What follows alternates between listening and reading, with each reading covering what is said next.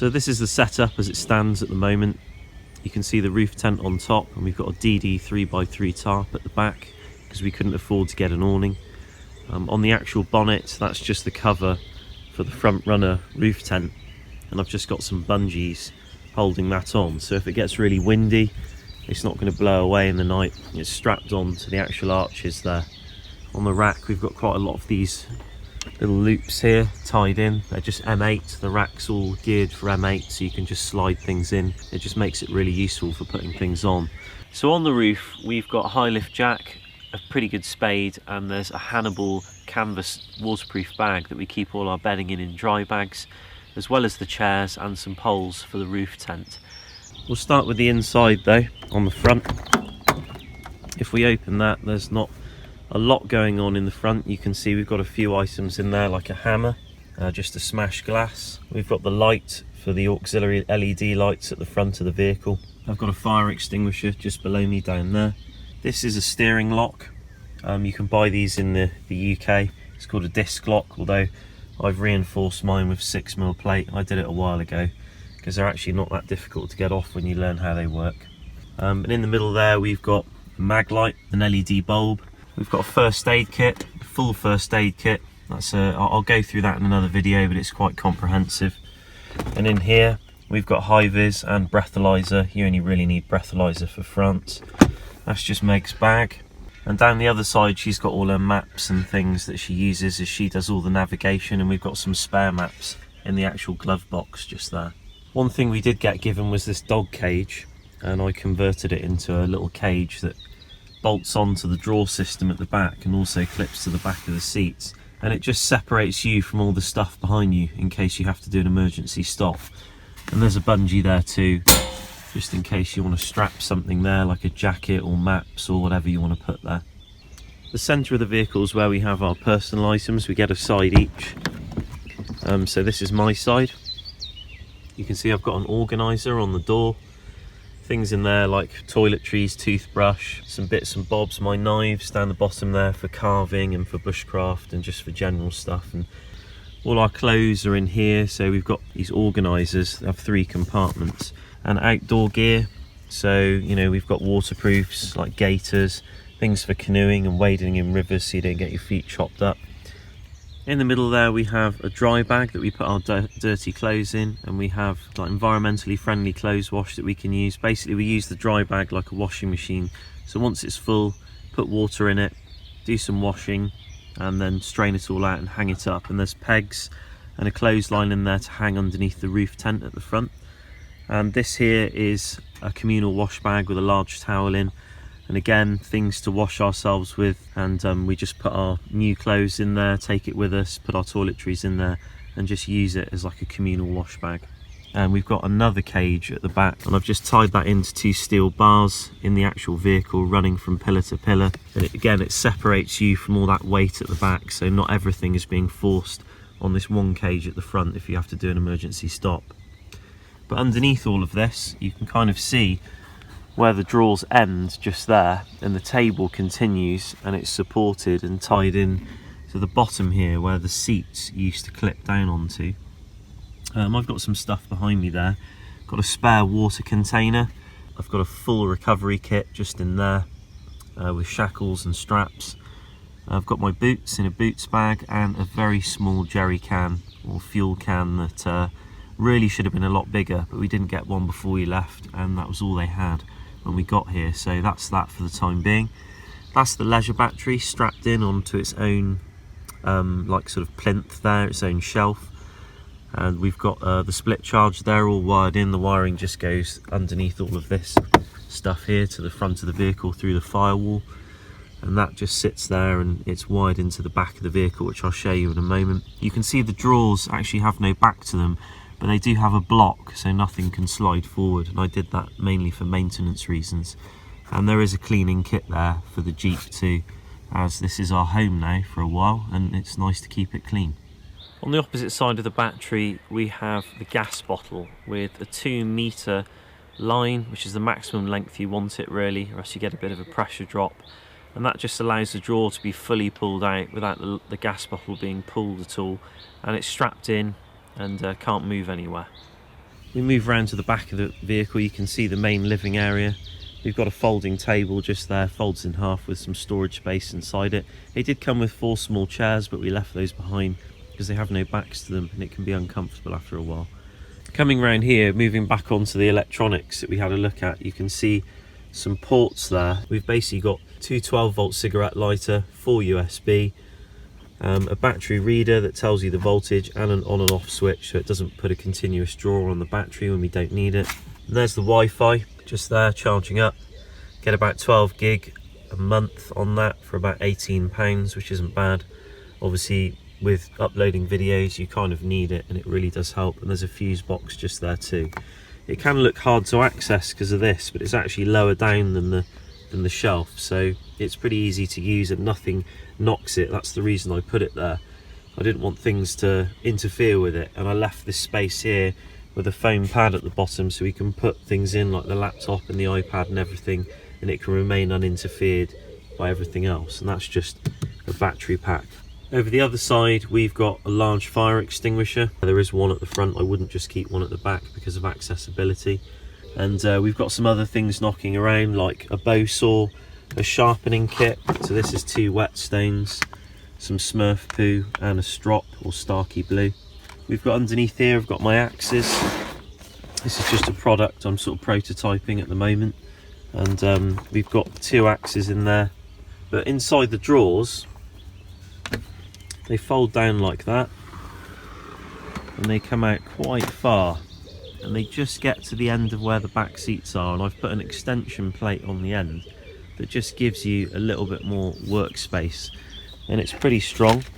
You can put things on it, you can put water on it. In fact, it can hold that water butt surprisingly, although I wouldn't risk it all the time. But in here, this is the drawer we use for our leatherwork equipment. So Meg does a lot of the leather work now because she's trained up on it for a while. And this is the technology drawer.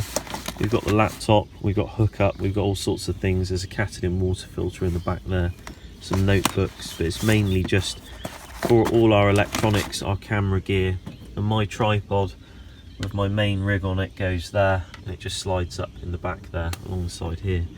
So that can be pushed back in. Just had a shower. Yeah. Made use of the shower facilities. Well, and the hairdryer, because I don't think that's going to come round every yeah, time. You should have bought one. I know, but I didn't quite think that it would be impossible, able to be powered by the leisure battery. We're sort of new to all this sort of stuff. Well, we both are with this kind of thing. We're usually just under a tarp with some basic stuff, aren't we? And now we're driving around in this thing with loads of gear everywhere. It's a bit weird to get organised, but maybe I'll get one in a camping shop. Yeah, we'll go take a look at the camping shop. Just showing everyone the vehicle. So this is the kitchen area. You can see I've taken this off that folding table and it just sits there, and we've got dustpan and brush, bin bags and all our cutlery in there. Meg uses her Fieldmaster as a kitchen knife, she always has, amongst other things. You pull that down again, it comes out there. This hangs down obviously and allows access, and this comes all the way out. This is our stove. We've got some items of food and drink that we use regularly and we don't want to go into the main storage box, which I'll show you in a moment. So maybe we stop at a rest area on a motorway, we want to make some lunch, you want to have a cup of tea. We've got the Stanley, probably the most fundamental item. No joke, saves you so much gas if you're a regular tea drinker, because you just make one of these and you've got 24 hours of hot tea, and it really does keep it piping hot for 24 hours. That just goes like this. It folds up and we're good to go. And at the top there we've got 2 storage boxes. These are alu boxes, and these are actually kindly given to us by Wingfields. They're a really nice company. It's Will and Hannah in the UK. And they didn't actually want anything for it. They didn't even want me to mention it on video. They just do overlanding themselves and road trips and things, and said, oh, we'll send you these because they're really useful. And these are 60 litres, so massive thanks to those guys, really appreciate it. They've helped us so much in getting organised, and they're really lightweight as well, and you can line them and make them into cool boxes if you want to. But this one here is spares and a full toolkit for the vehicle, and this one here is full of food. So this is a full 60 litre food chest, that we use to store all of our food and top it up as we go, and we haven't needed to top it up yet. We did a full shop back in the UK before we got on the ferry. So that's the back of the vehicle. It's pretty organised. This table folds up and actually goes on top of one of the alu boxes on the left, and on the other one we sometimes roll up a spare wool blanket and shove that in there too. But you can see at the back there we've got our backpacks. There's the LK35, my backpack, and behind it's Meg's backpack there, and they're clipped in with carabiners to the actual wall at the back that I've just shown you. So they're kind of separated from our normal clothing, and they're all packed up with camping gear. So in there would be our uncompressed sleeping bags just loosely pushed in, and my bivvy bag and roll mat, and just a few other things that I use for camping. So the specifics of what I've shown you will unveil itself in time. Things like what's in the recovery kit, what's in the toolkit, what food are we cooking, you know, our clothing systems, how we wash stuff, all that kind of stuff we'll get into as we go through, kind of naturally really. We're pretty organised, it's a good setup. We're weighing in about 2,260 kilograms. With me and Megan on board fully loaded, I had the vehicle weighed. We get roughly around 30 to 31 miles per gallon, which is pretty good in a vehicle like this. You wouldn't expect it. But yeah, you probably noticed we don't have a fridge too. So, and there were some comments on the last video, why don't we both eat gluten-free? Maggie's a celiac, so we have to be quite careful. She can't have gluten. And you know, she reacts really badly to it. It takes her a long time to recover, so it really is quite serious. It's not just a diet fad, it's she's been diagnosed. So we do eat, I mean I eat gluten-free as well because it's easier that way, but there's two things that I have myself that aren't gluten-free, which is my own bread and my own porridge in the morning, and that's purely because I like golden syrup flavoured porridge, and it's cheaper. It's so much cheaper. Way cheaper. If I just ate gluten-free bread all the time and porridge, I could be cutting through Megan's stuff real fast, and it will cost a lot of money.